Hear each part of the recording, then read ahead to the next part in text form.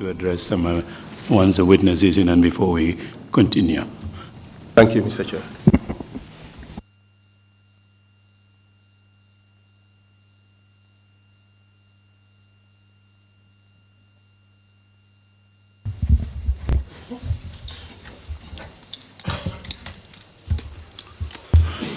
Thank you.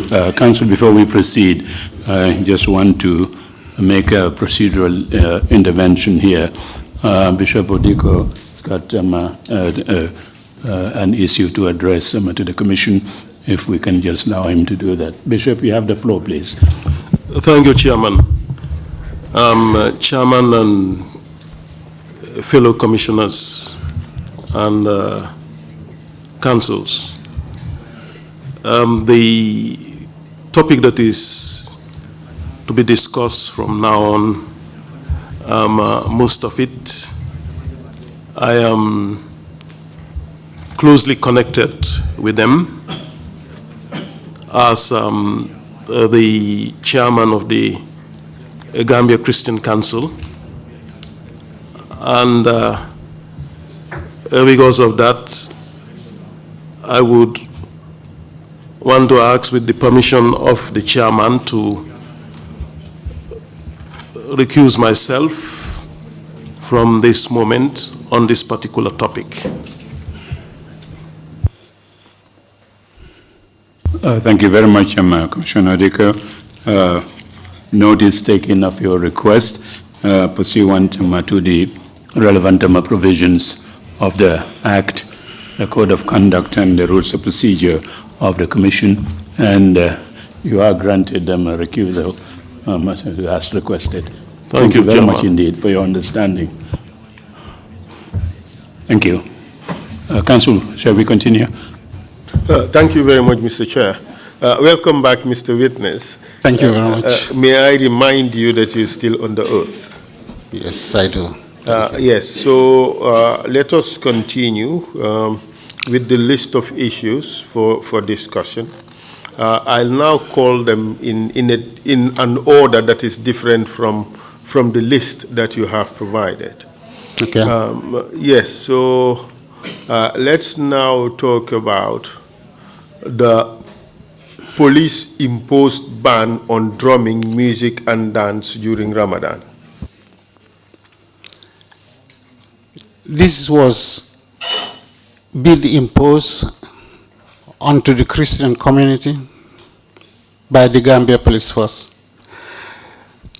We have instances where church activities were being interrupted, Fajikunda in particular. They were having a church cantata inside the church compound, and the police decided to go in and interrupt them. Of course, most of the parishioners involved at that time were youths, so they took their stand and refused to stop. They went up to the high authorities with the police, and then eventually they were allowed to continue. After a long delay, going in and out and calling senior police officers. Still, the police continued with those harassment, going inside the community, inside compounds, because they were celebrating a religious activity. Their children were receiving a sacrament in the church, and immediately after the sacrament, they would go home to celebrate it. They chased them up in their different communities, stopping them from dancing, from drumming, from playing music. And this also further went into members of the community that were not in a joyous mood as such, like celebrating a sorrowful event. It is not unusual that some of our tribal groups here. They celebrate the death of an elderly and respectable person, and the celebration involves drumming. They went into all these homes, they extended it up to New Jersey and stopped these people from celebrating the death of an elderly person in their community. These were harassment onto the Christian community, and people suffered. Some who resisted it had to go and call for reinforcement, for help outside to come and help them from this police. The police was even queried that they had no right to implement a law here, that they were not lawmakers, that the law didn't come from the National Assembly. They were to implement, not to make laws, because they said the ban came from the police. Thank you. And of course, you hit on the matter. Did the Inspector General of Police explain under what authority he or she, well, invariably, at least in the past, they've always been he, did he explain under what authority he imposed that ban? The narrative given was, it was an executive order. And at that time, we all knew where executive orders were coming from.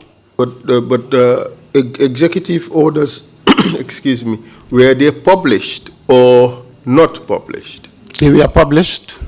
There is a ban.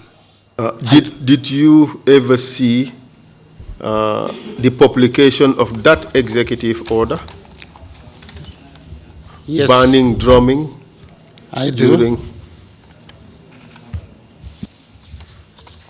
There was a ban on drums which was published.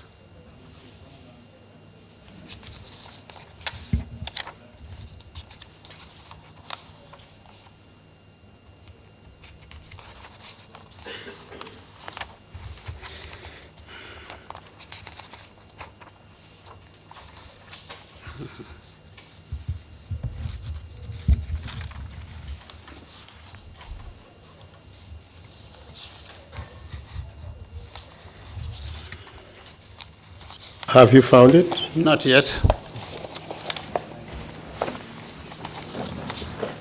I was sharing it with the office there. Okay. Have you got it? Take a look at page 99 of your book.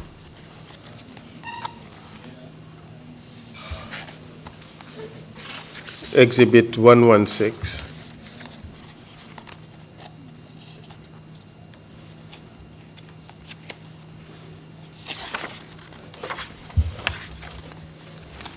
Is that helpful? Page 99. I've seen that, but I'm looking for the ban itself on hair tie. Now this... You're looking for the actual document? That's right. But here, as I reported here, it was in the Daily Observer of 8 June 2016. I was looking for it here, but it was reported on the Daily Observer. This 8 June publication of the ban in the local newspaper and GRTS read, and I quote, as the Muslim Ummah is observing the holy month of Ramadan, the Office of the Inspector General of Police, in honor of the holy month, is hereby informing the general public that all ceremonies, festivities, and programs that involve drumming, music, and dance during the day, at night, are prohibited.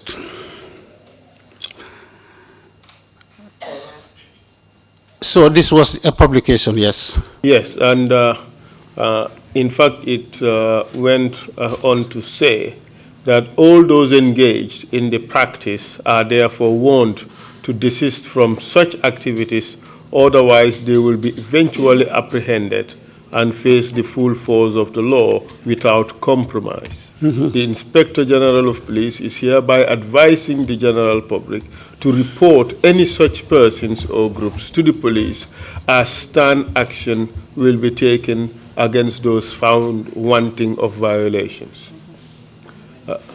So, unquote, that was the publication. We created more disturbance in Gambian community. Now you want a neighbor to go and spy on a neighbor and go and report to the police. This was all that it created amongst neighbors that lived in harmony. Now somebody is inviting them to go and report. It was not helpful in Gambian community.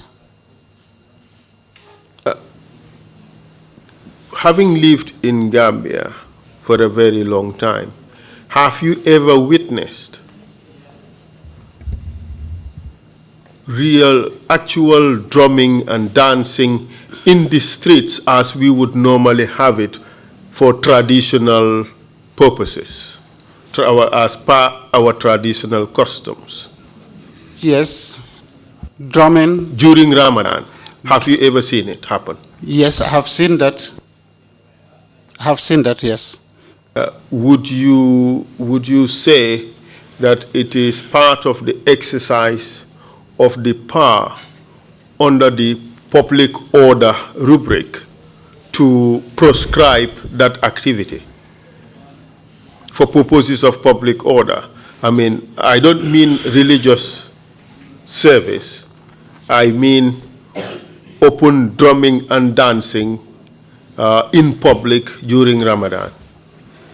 As I said, dancing during Ramadan in Gambian community was not shown at, nobody bothered whether you were dancing or not. Whether nobody used to bother even whether you are eating or not, you are observing the Ramadan or not. Gambians used to look at it as a personal thing, you and your religion.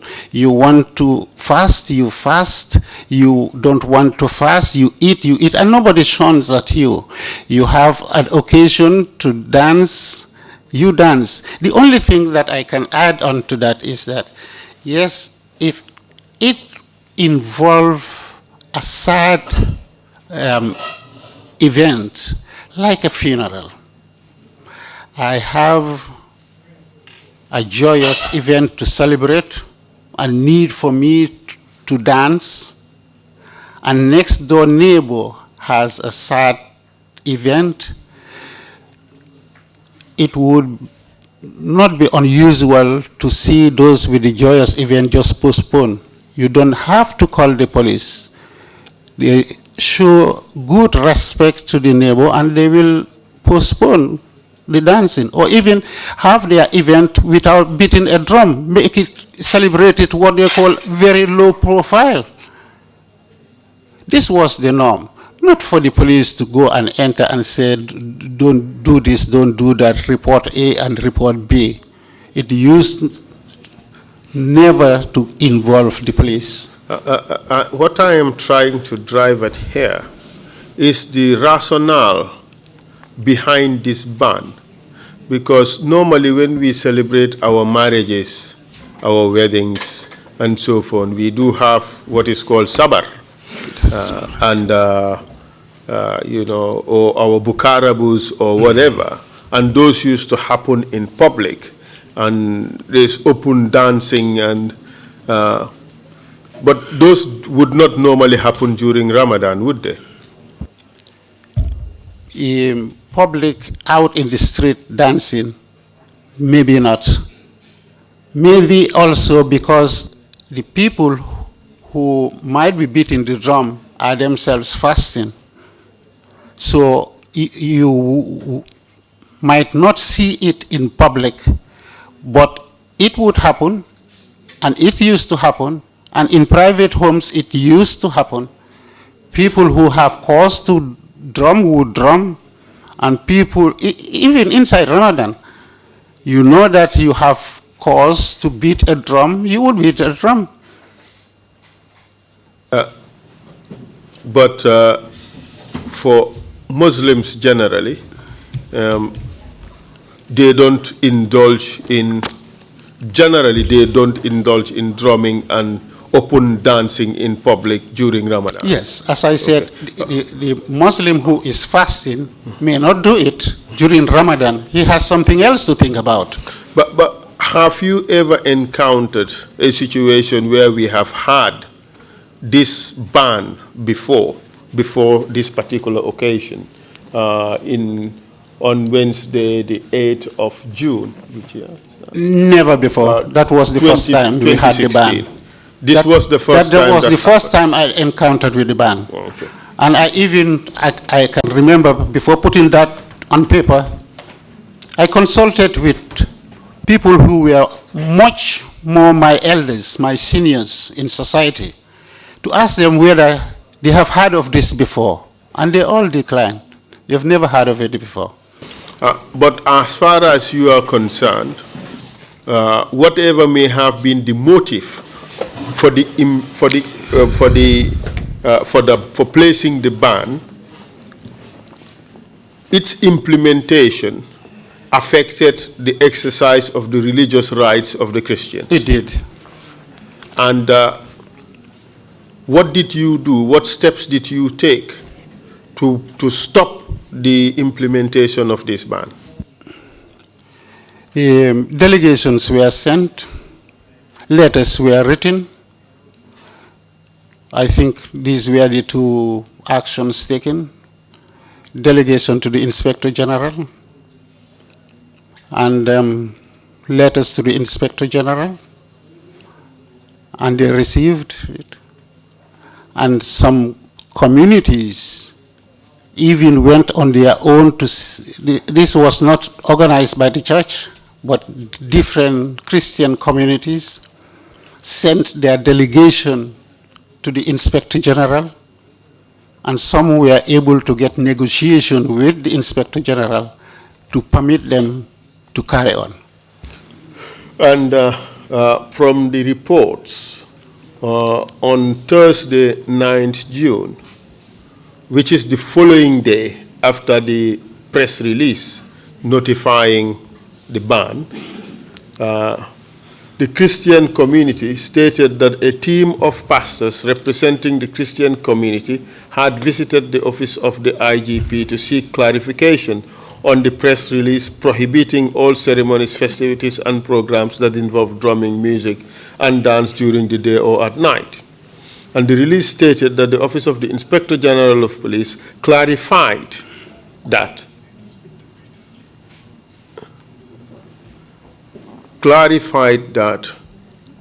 the release in no way intended to affect Christian worship. So Christians are free to worship throughout the country, assuring that normal Christian events may continue as normal. The Christian community has come under some criticism as some activists are not impressed that a coalition can be formed to address the ban on drumming and not jam a strap to wipe out Mandinkas, unquote. Would you agree that on the next day, an exemption was given for Christian worship?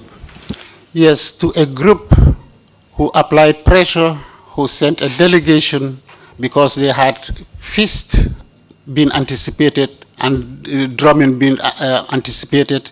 They went in and negotiated, and they got exemption. Some were exempted after negotiation with the police. Some never had the opportunity to negotiate. Some never bothered to negotiate. Some ran from the police. And the harassment, even after the explanation that those homes were exempted, it still continued. It continued up to the end of Ramadan. Were any steps taken to avert that harassment, as far as you know? No, apart from these two actions which I have listed, I'm not aware of any other. In a sense, what you're telling us is that even though the Inspector General of Police clarified that the ban did not extend to Christian worship, the harassment still continued. Exactly. Was any steps taken to notify the public that this ban does not extend to Christian worship? I said there was an explanation from the Inspector General that Christian homes were exempted, that the ban would be applied only in public places and markets. Yes, that was there. But in effect, they continued going into homes inside the community. What I am trying to drive at is whether this clarification was only given in private during a meeting between members of the Christian community who protested or challenged the authority, or was it made publicly for everyone to be aware? Was it publicized just like the ban was publicized? I was not aware of that. In fact, the people who got that explanation from the police, we engaged them, and they repeated the explanation given by the police. And one of your complaints is that not only was the ban unlawful, unconstitutional, because it circumscribed the exercise of your religious freedom, but also it was ultra-vires. The person who made the ban did not have authority to make the ban. Those are the 2 points I'm making, exactly. Right. You are correct. Let us now proceed, but then perhaps maybe to take it a little further, those who were arrested for allegedly violating the ban, were they ever prosecuted? No. They would be taken to police, and then some other elders from the Christian community would find their way of getting them out. One way was to get a senior police officer to intervene. And in many instances, when you have that sort of intervention, they got themselves freed. Is it possible? Well, the IGP at that time is easily identifiable, I would imagine. But is it possible to put together a list of unlawful interventions in the exercise of your religious freedoms that were made pursuant to this ban?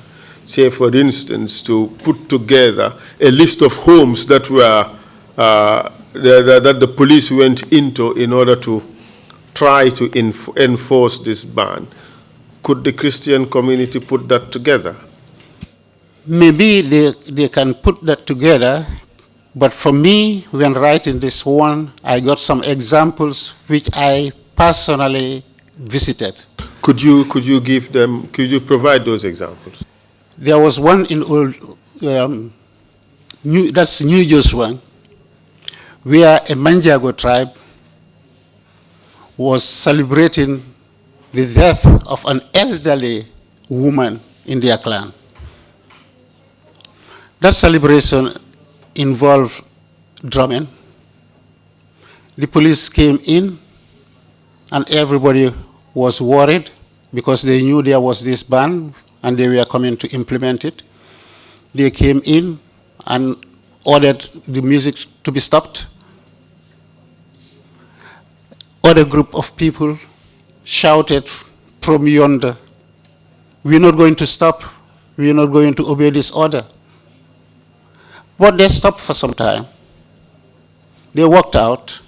That's the police walked out. With the belief that everything is in order, they have stopped it. Immediately they left. They gradually gathered again, and the drumming continued. Of course, there was a long period when they stopped this. There was another one which, this is a community, another one which St. Charles Luanga youths were stopped by the police. And Where were they stopped? because of playing music Was it in the church compound. Okay, all right. Again, they resisted, the police insisted, and the youths resisted. And some youths who were from Muslim homes, I must say, supported the Christian youths who had their activity inside the church. And together, they called a senior police officer who was attending to an event at Senegambia Beach Hotel. They had to go to him because that was the technique being used. Look for a senior police officer. And that person also had some companions from that activity from Senegambia and came in to the rescue of the Fajikunda community. It took a long time, but at the end of the day, they continued their function. These were all harassment. But of course, you would agree with me that in the exercise of religious freedoms, sometimes there is the need for moderation and mutual accommodation. You would agree with that? Sure, at all times, yes. Yes, and that during Ramadan, perhaps maybe where most people, I would dare say that in some instances 95% of the people around that community would be Muslims, many of whom would be fasting. So in order to avoid being insensitive to the religious demands of others, perhaps also in the exercise of one's own rights, it is helpful to be moderate, wouldn't it? Lead counsel, I can understand, but I will put across this point. These were harassment targeting a specific group, and that's the Christian community. The Christians have their fasting period during Lent. They fast. If you have a law for the nation that it is because the Muslims are fasting at Ramadan, therefore, apply that same law for the Christian when they are fasting during Lent, then it would have brought some understanding and people would not see it as personal attack. No, I think on that one, that would be a bit of a mistake. It would depend on the religious needs of the group whose rights are being protected. If during Lent it is not allowed in the Christian faith to be having music and dance, then perhaps you can say that like should be treated with like, the same with like. Lead counsel, it is the same. So during Lent, even dancing is being stopped and postponed. Feast, celebration, like you're going to have an engagement or a wedding, you program it so that it doesn't fall during Lent. And the other non-Christians, they are not aware of it. They will eat and dance and play music during your Lent period. But perhaps if it was an order, an executive order from State House, banning it during Lent, then they would experience what the Christians have been going through. In a sense, you are saying it's discrimination. It is. What you are saying, essentially, it's not that the ban should not be imposed during Ramadan, your claim is if it is imposed during Ramadan, it must also be imposed during Lent. Otherwise, there would be discrimination. If you find the need to ban something, there must be a good reason. And that reason is the basis of the discrimination. But for you, would it be okay, would the problem be solved if the ban was extended to cover Lent period? It would have been tolerated. You see, How about for the Manjagos? yes, the Manjagos would have... Who, especially those who do not subscribe to either the Christian or the Muslim faith. How about them? You would have to accommodate them if they have a concern for that. They are having their music. If the Christians are having their music during Ramadan and the Muslims are having their music during Lent, I see no reason why the Manjagos shouldn't have their music whilst they're having their funeral. They all celebrate. I am in fact looking at the reverse. Imposing a ban to cover Lent period and to cover Ramadan period.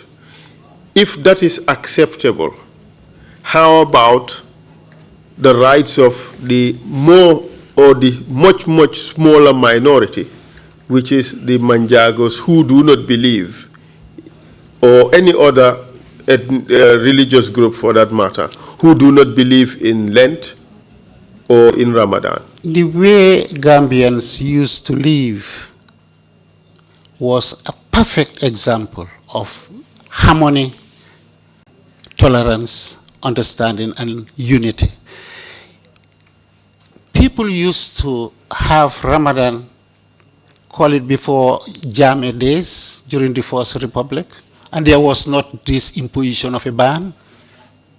Why all of a sudden you found the need during the Jama era? And as I said, these were a series of activities which were targeting a specific community continuously.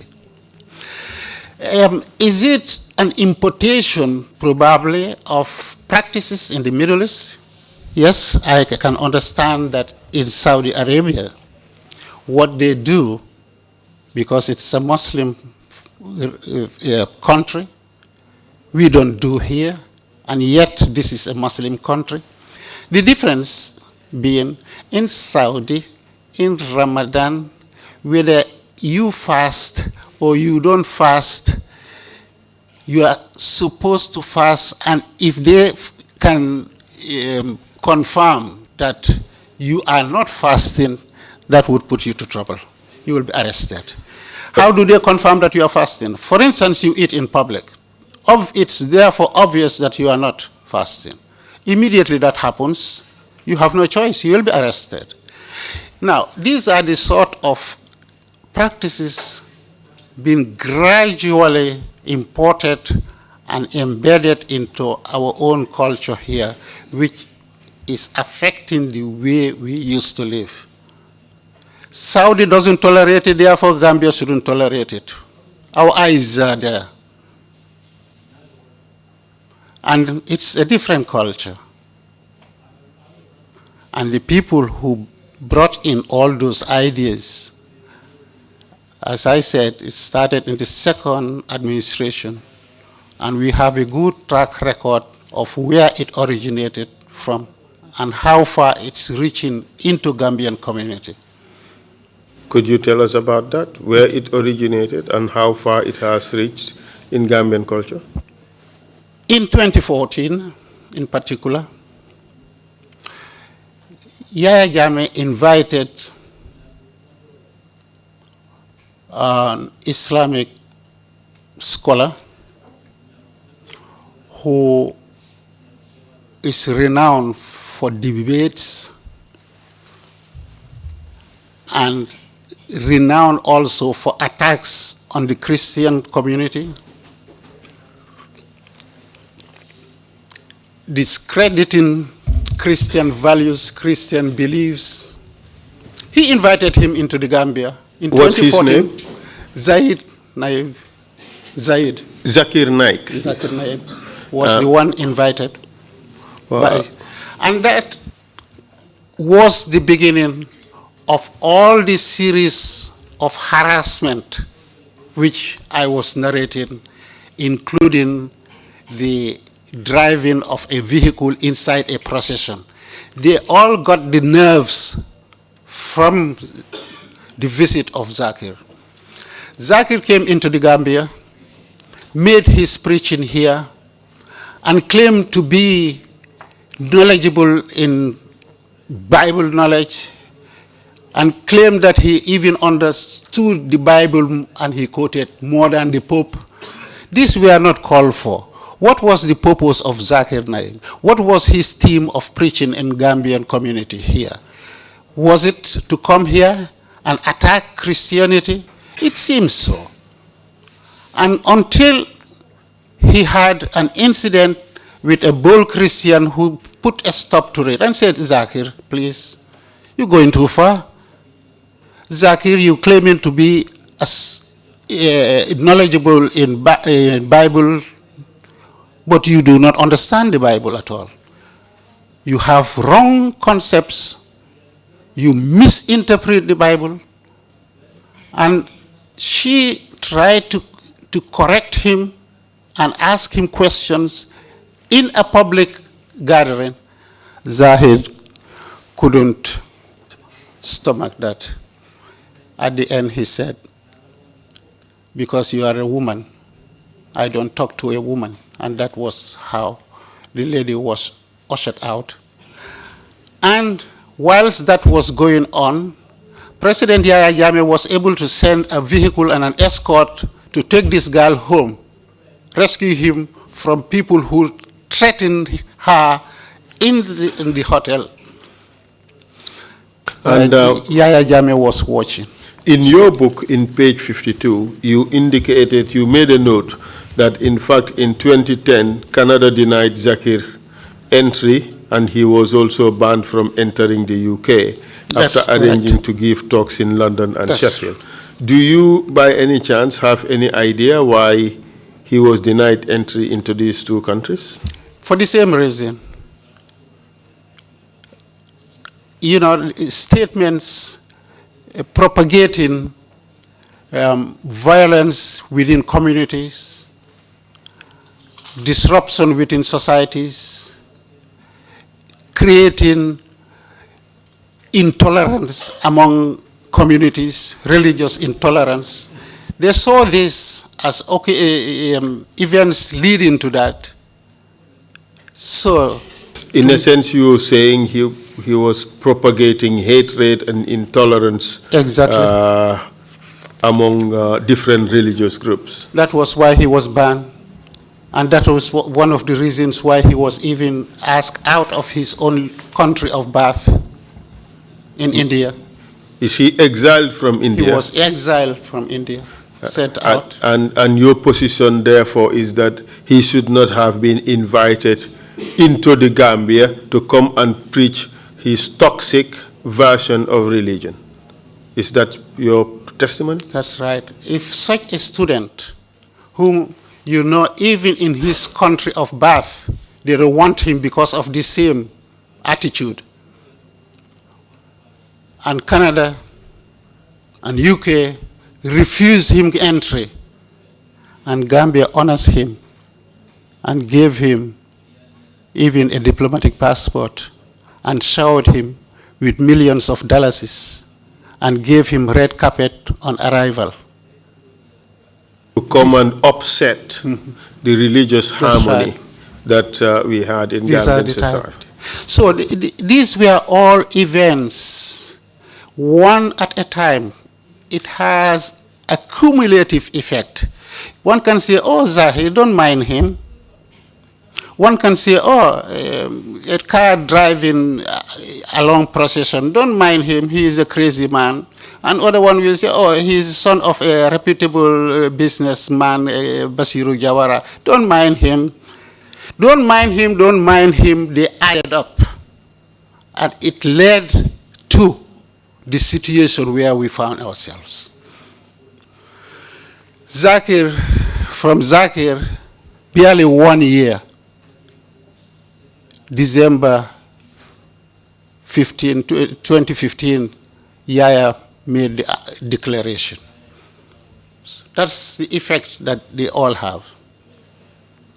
And what was that declaration?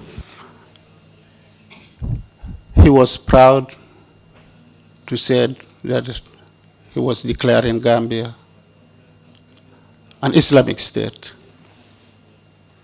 And people were confused when I say people across the board, people of all faith, because this was a Gambia that was practicing secular state. That is, all people lived in harmony here, nobody interfering with the other. All of a sudden, you have declared it now an Islamic state, and it led to confusion. I can remember even the churches had to write, the bishops had to write to Yahya, asking, what do you mean this? What is the implication of this? In the preface to your book, page 18, could you read the last paragraph up to page 19, the second to last paragraph? The primary reason for writing this book, therefore... No, page 18, page 18. The last paragraph? Yes. The Burfoot Proclamation of 10 December 2015, declaring that the Gambia would become an Islamic state, was the singular most dramatic act of President Yahya A.J.J. Jammeh. Mr. Saine, could you slow down a bit? Because we have interpreters who are interpreting what you're saying. Thank you very much. You know, I didn't realize they were interpreters. Yes, I'm sorry for that. It's simultaneous. I should have warned you earlier. Now, I read up to which paragraph you said? Read 3 paragraphs. 1, 2, 3, okay. Yes. I will take it slower, but I will continue from here. Could you start again? Okay. The Burfoot Proclamation of 10th December 2015, declaring that the Gambia would become an Islamic state, was the singular most dramatic act of President Yahya A.J.J. Jammeh. It brought about mixture of shock, excitement, and revolution in the nation. Revulsion, you said, in the nation. Revulsion in the nation. For well over a century, the relationships between peoples of all faiths and tribes in the Gambia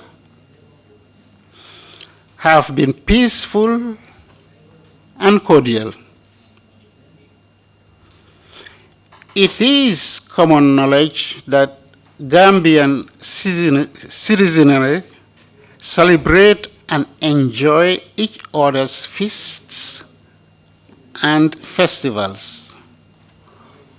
On the other hand, while Muslims treasured the possibility of an Islamic state and an extension of the jihad to the territory of the Gambia, other Muslims ruled the intent and became vehemently opposed to any such transformation. Christians were concerned about matters of survival, victimization, and persecution, and dreaded being relegated to becoming second-class citizens. From the constitutional standpoint, the IS proclamation was illegal.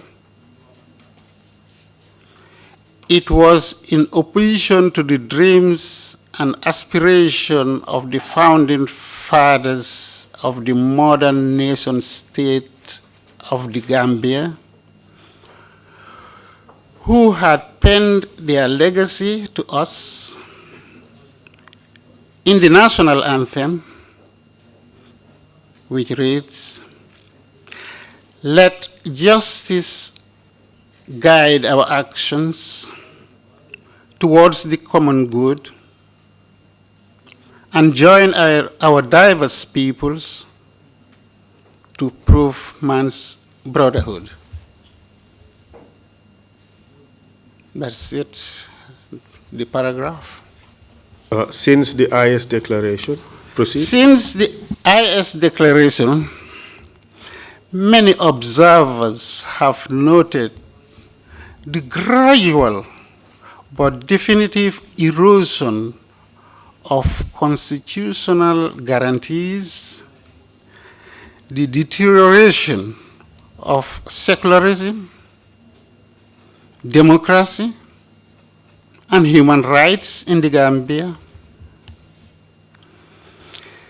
A vociferous reaction came through various social media platforms from several Gambians of all tribal and religious persuasions, especially those in the diaspora in the United States of America and in the United Kingdom. They were unrelenting in their demand for political change now. Thank you very much. There are quite a number of issues on this that we need to discuss. First, let's look at the impact of the declaration, how it has affected the rights of people who espoused faiths that were different from the Islamic faith. Let's talk about that. And this would lead also to the discussion of the wearing of headscarf by civil servants and other matters. So tell us what were the effects of this declaration on the exercise of your Christian faith? One needs to make a connection starting from Zakir making that visit and those public lectures, and Yahya making the declaration in 2015. And what is the connection? Soon after Yahya's declaration, he further promised to remove the constitution of the Gambia and to bring Sharia law. So these were the three that we are connected. Did he ever make that pronouncement? Yes, he did. He promised. When did he make that pronouncement? It was when the Christian community were nervous and seeking clearance from him as to what does this all mean. And he said, in very short words, this is final, and I will bring Islamic Sharia law here. Very simple language, very short. And they persisted to have a dialogue, to meet him. I can remember in one time he said he couldn't see anybody. And what was the reason? He said, because in Ramadan, I don't entertain such visits. A head of state being requested for audience, and even those audience involve a representative of a foreign state, the Pope's emissary in the Gambia, who was representing Vatican City, which is a sovereign state for the West Africa, he was to make a visit with all this, including the Hanafals, including Reverend Bishop Odiko and Ellison. He persisted. He refused to meet any of them and said, my decision is final. In your book, in page 25, we will come back to that decision. You captured in a sense, what the declaration entailed. That's paragraph 1 of page 25. Could you tell us, could you recast that for us, please? And these were his words. As from today, the Gambia is an Islamic republic, noting that the majority of Gambians are Muslims. He declared an Islamic republic which would uphold its Islamic identity and respect. Accepting the Islamic religion, he continued, I'm still quoting him, accepting the Islamic religion as your religion and a way of life is not negotiable. We will respect the rights of all citizens. This does not mean that the Christians will not practice their religion. You, the Muslims, worship according to the Quran and the Sunnah of the Prophet of Islam, peace be upon him, and let the Christians worship the way they do.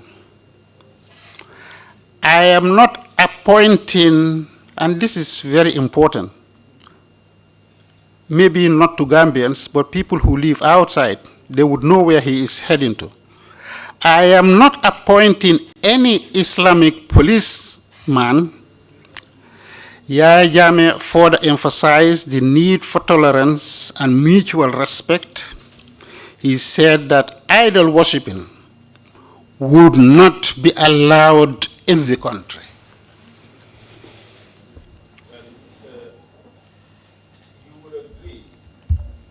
That he tried to walk a very tight rope in this pronouncement, as captured in page 25 of your book. He tried to be very careful, even though it went very far in some areas. He attempted to work a neat balance in view of the various sensitivities that may be involved in this statement. I can see that, but that attempt to balance came after a firm, unacceptable, very strong statement. The statement was already made. And let's take them one by one. The first thing is the act of the declaration of the Gambia as an Islamic state. So, can you tell us what is your complaint about that?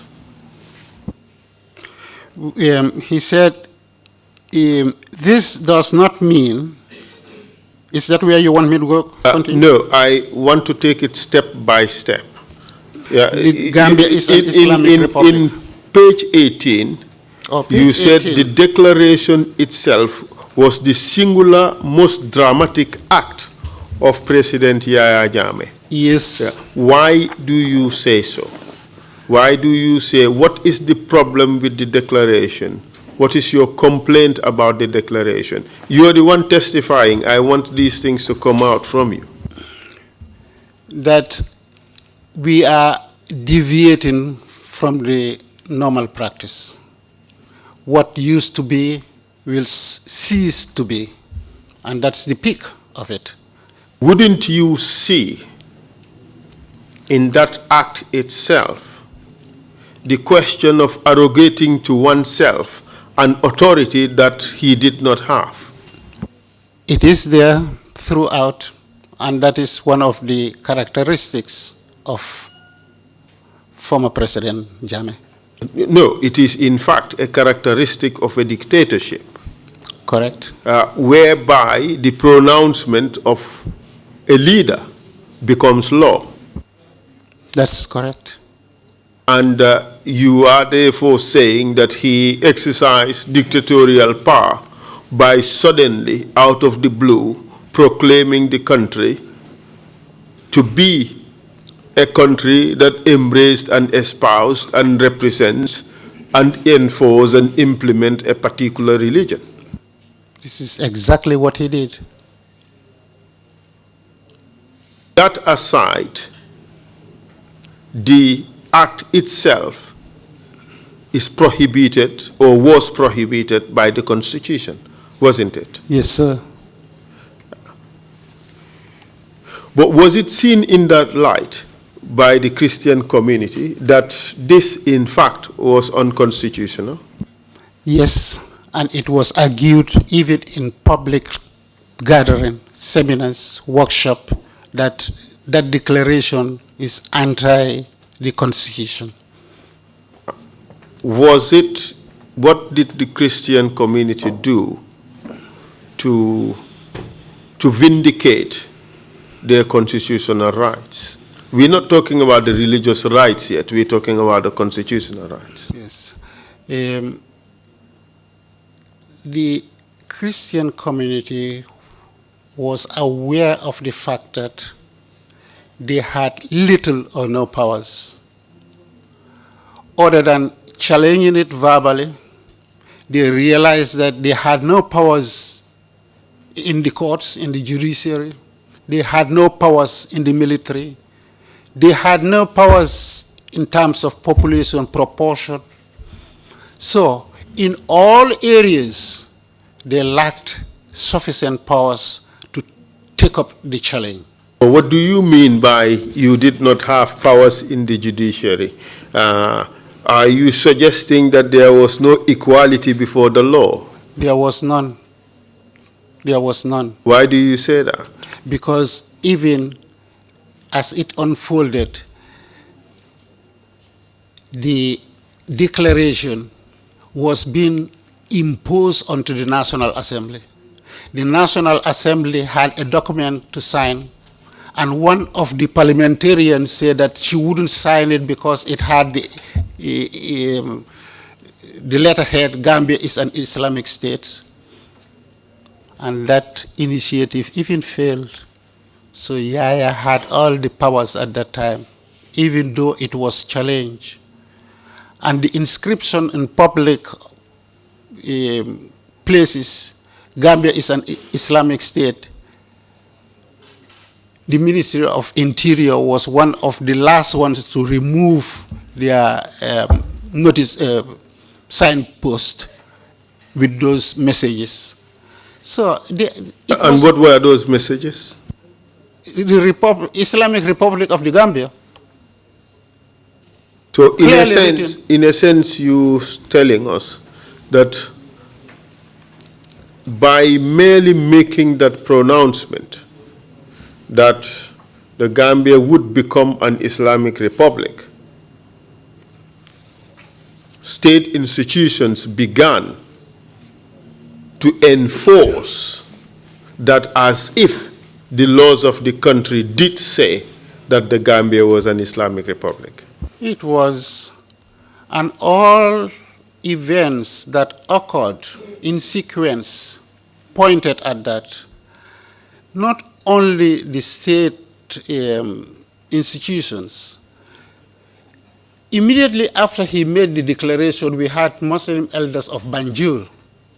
Why Banjul? Why not the Gambia? But it was Banjul. Maybe they were closest to him. They made a visit to him to congratulate him for that declaration. So we got an acknowledgement coming from one sector of society. And these were the people you intend to fight against. Even immediately after that visit to State House, you had the first Gambia National Islamic Conference, which was organized at the Islamic Council. Let's take it step by step. You said that soon after the declaration, at this page 25 of your book, that Islamic elders, including the Supreme Islamic Council and Banjul Muslim elders, made a solidarity visit to the president at State House in support of his declaration. Yes, they did. That was the one I'm referring to. Now, could you identify the problem with this? It is an endorsement of the declaration. Not only that, but why do you find it offensive? Why do you find that this move was wrong? Why do you think this move was wrong? I thought these were people that were with me personally. We grew up in Banjul together, we socialized together, we chatted together, we having parties together. The imam and the bishop having meal together, meeting at functions together. The American ambassador would organize annual dinner and invite the two leaders at table. And all of a sudden, you've seen a portion of that group now saying, oh, yeah, well done. We should move towards Islamization of this country. This is what it means to me. In a sense, your complaint is that they are endorsing what you view as an unconstitutional act. Exactly. An illegality. That's it. Now, if all these things could happen, for sure the Christian community knew the limitation of what they could do. But that aside, the actions of the Christian community, and we will come back to that. The move by Jammeh was not necessarily endorsed by all Gambians. Would you agree? I would agree, not all Gambians. And in your book, still on page 25, you did say that many eminent Muslims, including renowned politicians like Khalifa Saleh, O.J. Jallow, and Dr. Aissatou Souré, expressed disagreement with the declaration and made suggestions to the Christian community for the way forward. Sure. This showed that not, is it coming? This showed that not all Gambians were in agreement with the declaration, neither not all Muslims were in agreement with the pronouncement. And these three people I have just selected are prominent individuals. They are, just to give example, they happen to be prominent Gambians, prominent Gambian Muslims, who from the onset stood up and said this is wrong. But you would appreciate that this violation is bigger than a violation of the rights of the Christians. It was equally a violation of the rights of the Muslims, because there was no referendum to enable the Gambian public to decide whether they wanted a state being governed under Islamic law, or they wanted a state that is secular, or they wanted a state that is silent about the issue of religion and leaves it to the people. I agree that violation of a group, a minority group, can be seen as violation of the entire nation, because that minority group is within the nation. And this has also demonstrated the special features of the Gambia, unique only in the Gambia. It is in the Gambia where I can stand as one individual Christian and have 9 Muslims surrounding me, brother to brother. And they're able to stand up despite all odds. They will be with you. So yes, you're targeting a minority, but eventually when you look at it, it is a majority you are targeting because they are all one. You can recall that it was during this period that Father Edo, the renowned Catholic priest, used to feature in mass communication, mass media, saying the Gambia is one. You cannot come and say Islamic and non-Islamic. We don't see that. We see Gambia as one. It is Kang killing until at the end that became his name, Kang killing. So it is one minority you thought you were affecting, but it happens to be a majority because they are interrelated, interconnected. The connection of people in the Gambia is intricate, very delicate, and has gone very deep. The people who influenced Yaya, Zakir Naik, he was the one who came first. All his pronouncements, Yaya followed and made similar pronouncement. Because we are the majority. That was what Zakir was preaching here.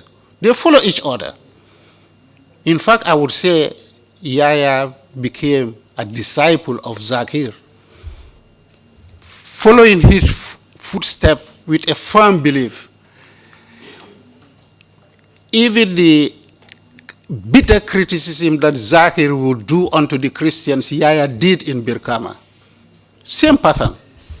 Well, we would come to that, what Yaya said about Christians in Birkama.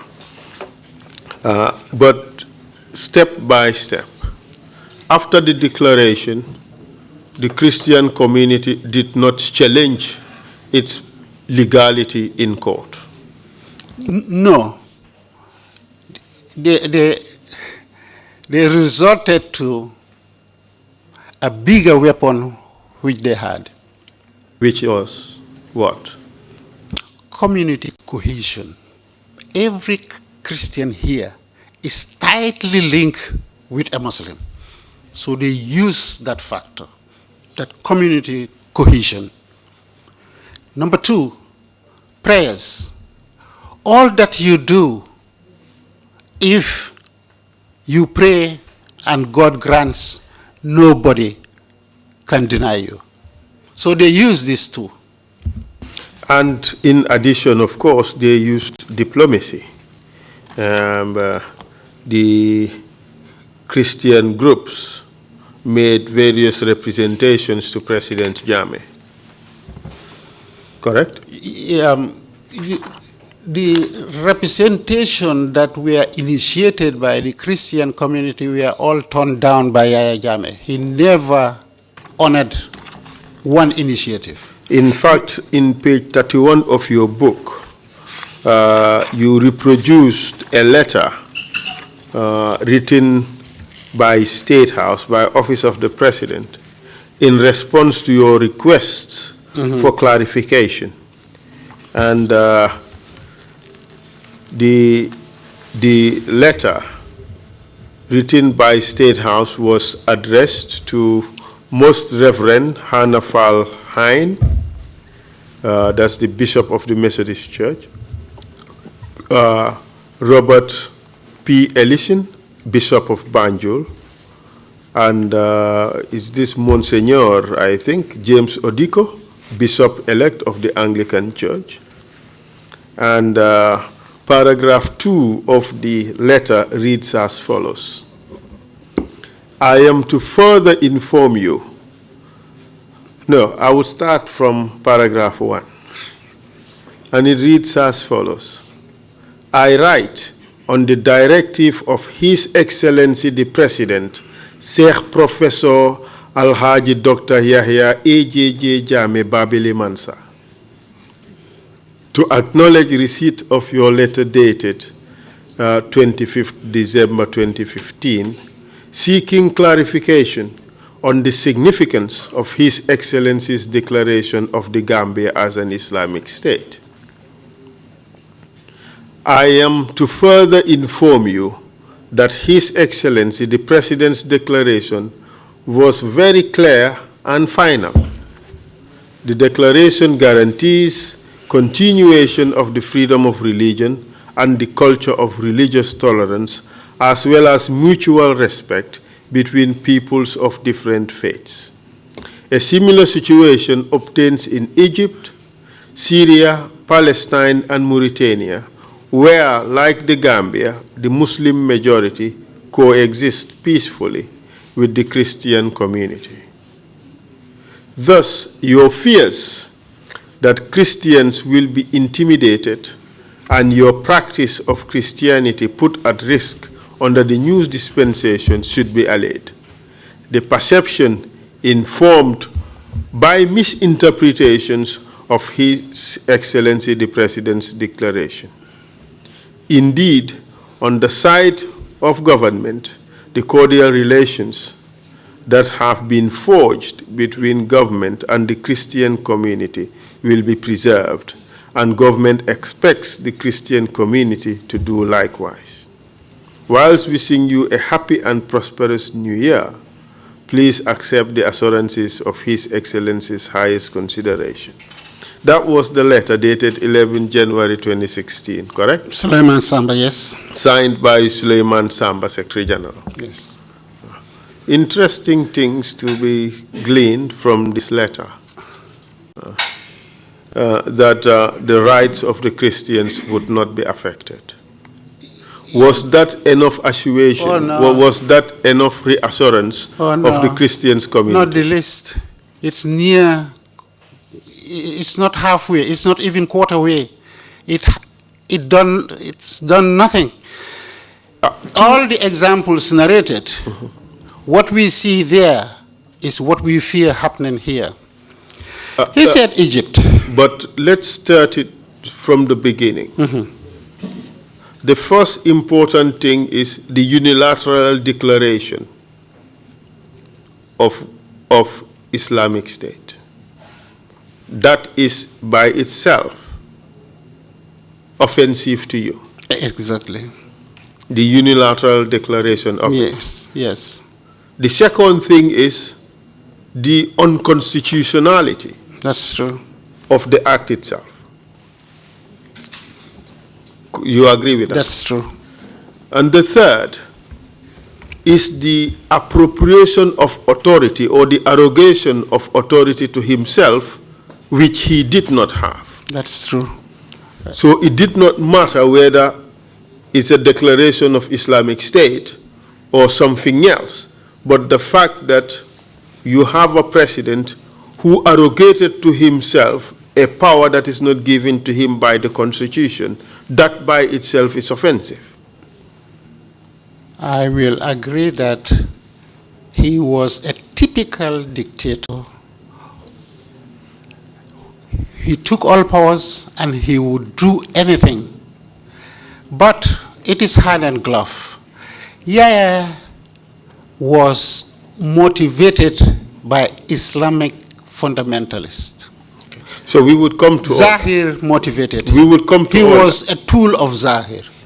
What I'm trying to do is to list all the things you found offensive in that singular, most dramatic act, as I you agreed call with it. the list given. So, unconstitutionality, ultra-virus, that is arrogating to himself power he did not have. Those are two important issues here. The third is cementing a dictatorship, because he is, in fact, by doing that, he was strengthening the dictatorship. And then the fourth one is the attacking the rights of Christians in Gambian community. You agree that those are four fundamental violations? I do agree. Right. So you are not impressed by the statement in his letter that the declaration guarantees continuation of the freedom of religion and the culture of religious tolerance as well as mutual respect between peoples of different faiths? Not at all. Okay. Not at all. But in addition to this, the president gave about $1 million to the Christian community. How did you view that?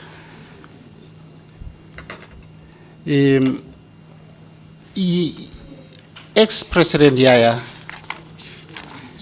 used funds from Allah to get his way through. All that money he gave was to solidify his position, to make people see him as somebody benevolent. He's so kind and merciful, as even the vice president then was proclaiming. You know, Your Excellency is a nice man, he's a kind man, he's a kind-hearted man. We heard all these things, and that was the why he was using that money. The money enabled him to give us that image. Not even that million. He even patronized pilgrimages.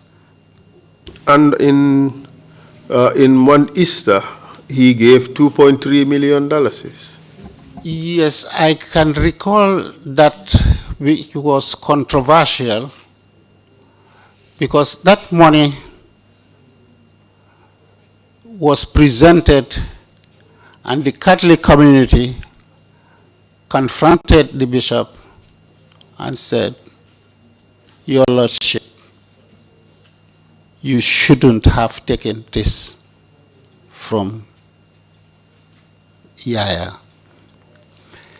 And the bishop said he was not aware. He didn't know that it would come to that. They went for something else, and all of a sudden they saw a camera and people giving money, and they took in pictures, and they were all shocked. They were taken by surprise. Then the people said, if that should happen in the future, don't take any money from him. And if you are embarrassed that you must take this money, please, as soon as you receive it, organize a public gathering and redistribute that money to the people who needed it most. Did you consider that as a bribe to the leaders of the Christian faith? Yes, and that was why it was being rejected. Don't take it. And hence, it was already taken without them being knowing. It was a surprise. And to make it look better, they call the charitable organization, philanthropics, and hospitals doing treatment here. The Charity Sisters Hospital, which has an orphanage in Bakote, they call all of them St. Vincent de Paul, that gives food and clothing and shelter to the poor and needy of the Gambia. They called all these institutions and distributed that money to say, case closed. And in future, we will not take, and even if we are compelled to take, we will repeat the same thing, give it to the people who need it most. So, but in spite of all this, you did not accept the declaration, and Jammeh did not change his position. That is correct too.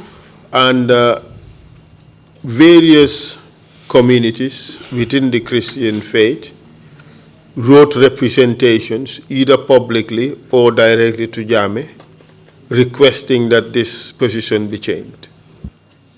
And he listened to none of them. But let's look at those who made the representations. Could you tell us? Could you tell us those groups that made representation?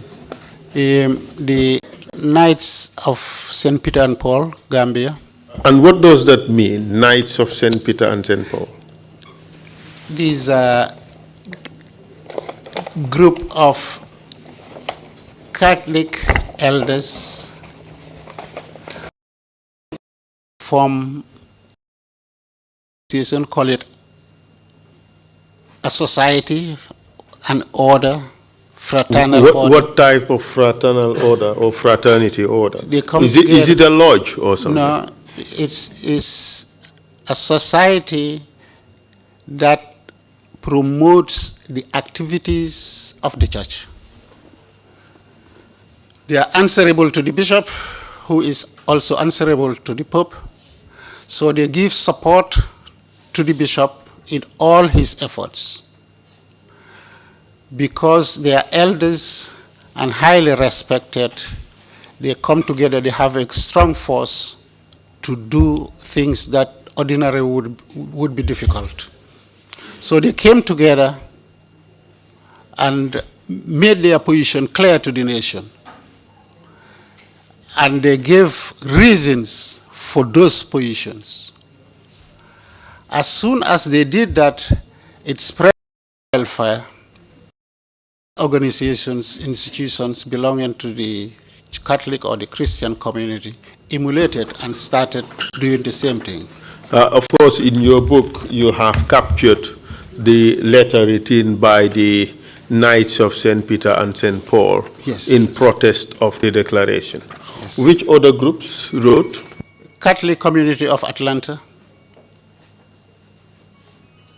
The Gambian Catholic community in Atlanta.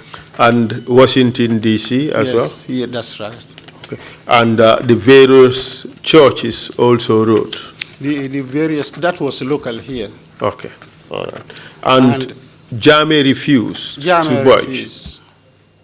And what were the tangible effects of the declaration of Gambia as an Islamic state on the Christians? It unified the church, greater unity.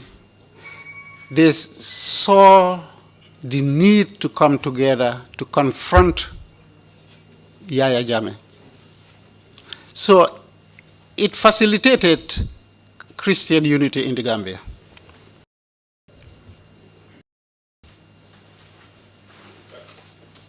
Let's talk about the steps that were taken by government to actually implement the declaration, and how has that affected the exercise of your faith as Christians?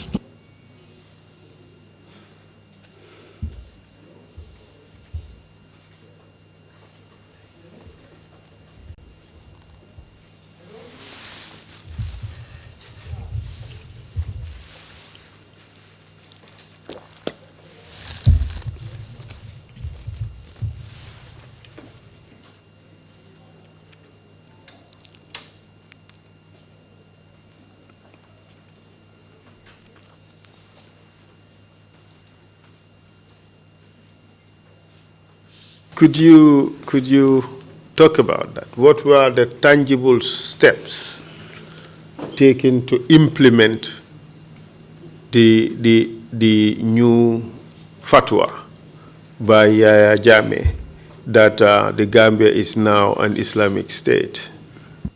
Mr. Chair looks surprised and shocked. There is no other way of putting it other than that. It's a declaration making Gambia an Islamic state. Could it be called a fatwa? That is what it would sound in the Islamic world. But yes, the declaration.